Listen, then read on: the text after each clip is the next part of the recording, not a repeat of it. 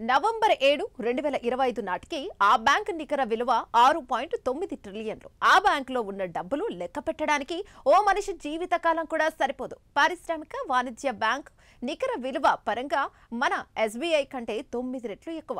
ఆ బ్యాంక్ భవనం కూడా ప్రపంచంలోని అన్ని బ్యాంకుల కంటే చాలా పెద్దది. ఇక దాని ఆస్తులు మన ఊహకు కూడా అందవు. అందుకే అది ప్రపంచంలోనే అతిపెద్ద బ్యాంక్ అయింది. మరి ఇంత పెద్ద బ్యాంక్ అగ్రరాజ్యం అమెరికా లేక రష్యా లాంటి పెద్ద పెద్ద దేశాల్లో ఉందనుకుంటే పొరపాటే. మరి ప్రపంచంలోనే లార్జెస్ట్ బ్యాంక్ ఏ దేశంలో ఉంది? దాని వెనుకున్న కథ ఏంటో తెలుసుకోవాలనుకుంటే లెట్స్ వాచ్. మనం చెప్పుకుంటున్న ఈ అతిపెద్ద బ్యాంక్ యుఎస్ లేక యూరోప్లో లేదు, మన పొరుగు దేశమైన చైనాలో ఉంది. దాని పేరే industrial and commercial bank of China.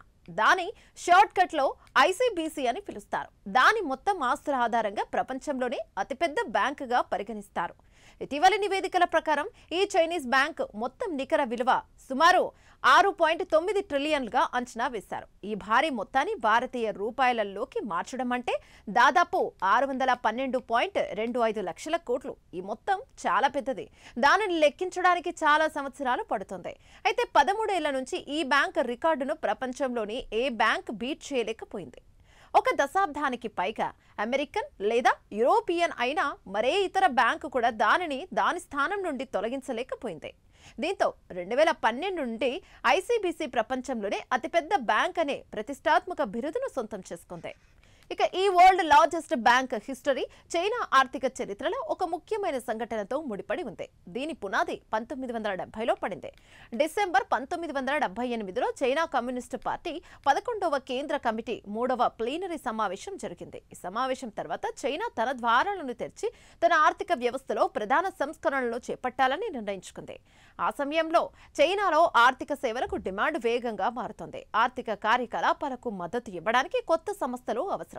ఈ అవసరాన్ని గుర్తించి సెప్టెంబర్ 1983లో ఒక చారిత్రాత్మక నిర్ణయం తీసుకుంది. గతంలో అన్ని విధులను పర్యవేక్షించిన పీపుల్స్ బ్యాంక్ ఆఫ్ చైనా ఇక నుండి కేంద్ర బ్యాంకుగా, అంటే మన దేశంలోని రిజర్వ్ బ్యాంక్ లాగా పనిచేయాలని కమ్యూనిస్టు పార్టీ నిర్ణయించింది. అయితే ఈ బ్యాంకును దేశ పారిశ్రామిక వాణిజ్య బ్యాంకింగ్ అవసరాలను తీర్చడానికి పూర్తిగా కొత్త అంకితమైన బ్యాంకుగా ఏర్పాటు చేయాలని నిర్ణయించారు. ఈ నిర్ణయం తర్వాత సన్నాహాలు మొదలవగా చివరికి జనవరి 1, 1984న industrial and commercial bank of China అధికారికంగా తన కార్యకలాపాలను ప్రారంభించింది.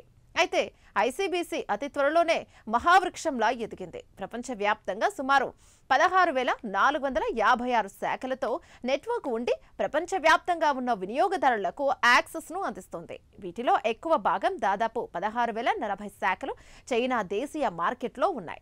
దేశంలోని ప్రతి పారిశ్రామిక గ్రామీణ ప్రాంతాన్ని కవర్ చేస్తున్నాయి. అయితే 416 విదేశీ శాఖలు కూడా ఉన్నాయి.